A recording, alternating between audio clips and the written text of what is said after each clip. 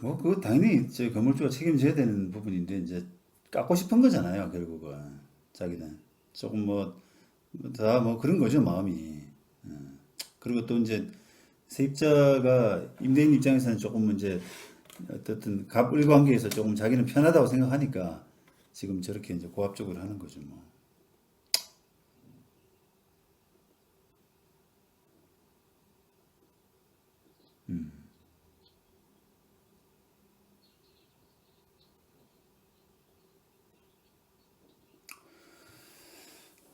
아니요, 당연히 합리적으로 제안한 건데, 그 상대방이 이제 그 합리적으로 제안한 것마저도 깎으려 그러면은 사실은 이제 그게 자존심도 자존심이고 좀 실망하잖아요, 서로. 근데 이제 그거를 그 만약에 서로 합의가 안 돼서 재판을 가야 된다 생각하면은 재판 청구하고 싶은 거는 뭐 200 얼마라 그랬나요, 아까? 그러니까 170 받자고 재판하기는 좀 어렵지 않습니까? 그러니까 이제 그게 답답한 거죠, 이제. 그래서 이제 요런 뭐 100만 원, 200만 원, 300만 원 요런 사건들이 재판하기도 참 애매하고 해서 서로 뭐 우격다짐으로 합의할 수밖에 없는 거예요. 그렇다고 뭐 예를 들면 이제 제가 변호사 선임해가지고 뭐 변호사 명의로 내용 증명을 한번 보내라든지 효과는 있겠죠, 물론. 아, 이게 이 사람이 이거 임차인이 요거 가지고 재판하려고 그러네. 그럼 나도 조금 신경도 쓰이고 판결에서 오히려 더 좀 70만 원보다 더 나가는 거 아닌가. 그런 생각이 들면 합의를 더 하려고 할 텐데 또 이게 뭐 저기 법률 자문 받고 도움 받고 이러면 계속 비용이 나가잖아요, 이게. 그죠? 예. 그러니까 이제 이게 이런 사건들이 조금 뭔가 대처하기가 어려운 거예요, 사실상. 예, 예, 그런 거예요. 예,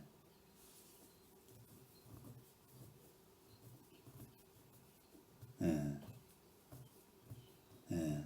그냥 뭐 예를 들면 이런 게 하나 안 돼요. 그냥 어차피 법적으로 그 저 세입자가 그 차임을 월세 말입니다. 월세를 3번 이상 안 내야 뭐 불이익이 있거든요. 근데 이제 그거를 지금 1회 여차저차해서 지금 뭐 합리적으로 제안 드렸는데 뭐 그것마저도 깎고 그 뒤로 연락도 없고 그러셔서 나는 이제 그 내 계산한 방식 제안한 방식대로 그냥 그 저기 금액을 공제하고 드리겠다. 그렇게 통보서 보내버리세요, 그러면. 그러니까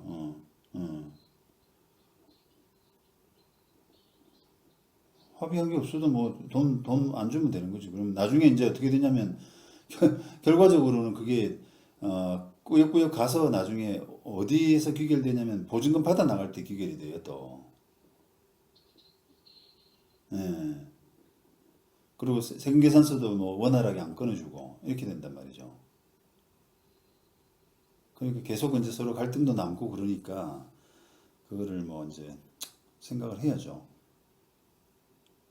고민해 보셔야지. 1, 20만 원 이제 때문에 1, 20만 원 때문에 내가 그런 불편을 겪는 게 과연 타당하냐?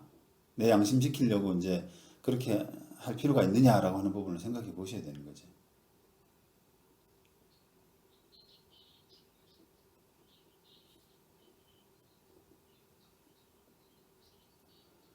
그렇죠. 물주 책임이죠, 당연히. 다른 여지가 전혀 없죠, 뭐.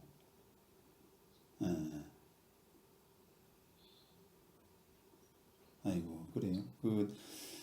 어떻게 좀, 지금은 양보하지만 나중에 복수할 수 있는 기회를 좀 잡았으면 좋겠는데. 복수. 복수할 수 있는 방법을 좀 봤으면 좋겠어. 그래 말이야. 그러니까 이제 그런 거 이제 뭐, 예를 들면 뭐 이렇게 우리가 경매 해가지고 낙찰 받아서 그, 기존에 이제 점유하고 있는 사람 명도시켜서 내보내야 되잖아요. 그럼 거기서 이제 명도비 요구하고 막 그런단 말이에요. 근데 이제 명도비를 협의가 안 돼가지고 뭐 재판에서 쫓아냈다. 그러면 이제 그 배수관 같은 데 있잖아요. 나가기 전에. 배수관 같은 걸 막히게끔 그 배수관 막아놓게 되면 막 돈이 엄청 들잖아요. 그게. 그러니까 그렇게 집을 망가뜨리고 가버린단 말입니다. 그러니까 이제 그게 그런 것들이 이제 부담스럽고 그러니까 그냥 뭐 이게 좋은 게 좋은 거라고 합의를 하고 하는데 뭐 그렇게 권해드릴 수는 없지만 어, 예. 또 재발할 염려는 없어요? 그러니까. 그렇다 그러면 잠깐만요. 예. 요거는 사실 이제 차이가 사실은 뭐 1, 20만 원밖에 차이 안 나는데 현재 나중에 혹시 또 재발해가지고 이제 더 큰 피해가 발생했을 때는 서로 갭 차이가 더 클 수 있잖아요. 그러니까 이제 그런 거 대비한다 그러면은 뭐 지금 문자 같은 건 다 보냈어요? 건물주한테? 보냈구나. 음,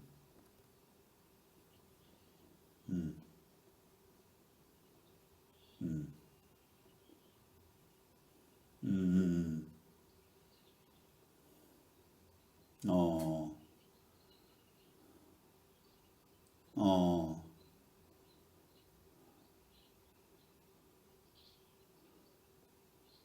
건물주가 그런 성향들이 많아요, 그게.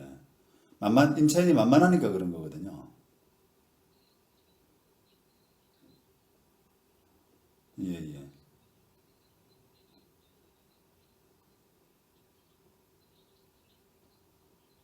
예, 예. 참, 그렇죠. 무대뽀죠, 뭐, 그냥.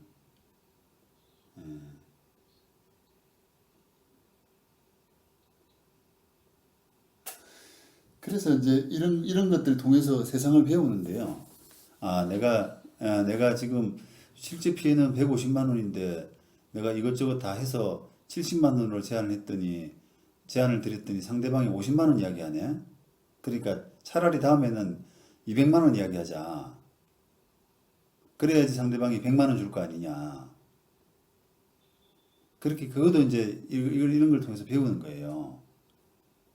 예, 그러니까 이제 좀 그것도 요령이거든요. 다음에는 만약에 이제 뭐 이런 성향이라 그러면 건물주가 그 뭐랄까 이렇게 깔끔하고 합리적이고 이런 사람이라 그러면은 사실 그렇게까지 할 필요 없는데 자기 줄 것까지 그리고 자기 줄 돈을 깎으려 그러고 이런 사람이면은 나도 그럼 바가지 씌우겠다. 그렇게 나갈 수밖에 없잖아요. 그렇죠. 마음의 상처를 가지고 부글부글 하면서 때가 되면은 난 당신한테 그렇게 괴롭히겠다. 그러는 거죠, 뭐. 그러니까, 그러니까 조금 이렇게 요령 있게 특히 이제 이렇게 수해가 난 거 있잖아요. 물난리 난 거. 이런 것들은 실무상으로도 보면은 그게 이제 이게 제가 건물주라고 한번 생각해 볼게요. 물이 터져가지고 이제 세입자가 피해를 입었대요. 근데 이제 세입자가 피해를 입었단 말이에요. 물이 터져가지고 배관이 터져서. 근데 건물주가 해주긴 해줘야 되는데 어떤 부분이 이제 미심쩍냐면 저게 실제로 물이 다 젖은 건가 아니면 일부러 막 그 피해 금액을 부풀리려고 막 갖다 놓은 건가 못 쓰는 물건들 있잖아요. 예를 들면 제가 소송해 본 것 중에 이제 그 의류 회사 의류 회사 같은 경우에 건물주가 이제 그 건물에 물이 새 가지고 보상을 해줘야 되는데 의류 박스가 엄청나게 젖었다고 하는 거예요. 그런데 이제 그게 여러 가지 측면에서 저는 이제 건물주 대리를 했는데 그 여러 가지 측면에서 세입자가 조금 부풀렸다 이런 느낌을 가지는 거죠. 어,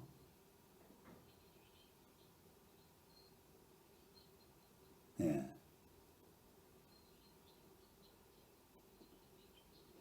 아니, 그게 아니라 그게 이제 뭐 지금은 사실은 카펫 정도밖에 물건이 없으니까 별 다툼이 없잖아요.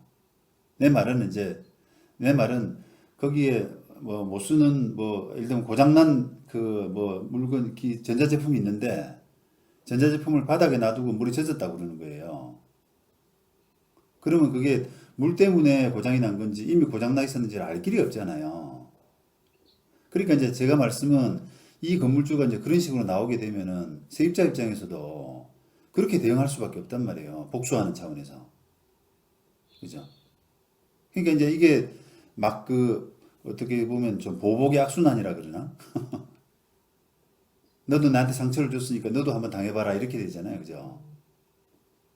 그러니까 이제 그거를 지금 제가 이제 자문 드리는 것은 지금 뭐 1, 20만 원 정도 차이 나는 상황에서 이거 가지고 건물주한테 직접 다이렉트로 뭘 하는 것보다는 다음에 잘 새겨서요. 잘 새겨서 이제 다음번에 내가 손해 안 보도록 조금 이렇게 요런껏 협의를 좀 해보시는 것도 방법이다. 그러는 거예요. 예. 너무 깎아주지 말고 미리부터. 그러니까 150만 원 받을 걸 70만 원 깎아놨더니 또 깎이는 거 아닙니까? 그러니까 처음부터 제시를 70만 원으로 해는 것이 잘못된 거예요. 이 사람들한테는.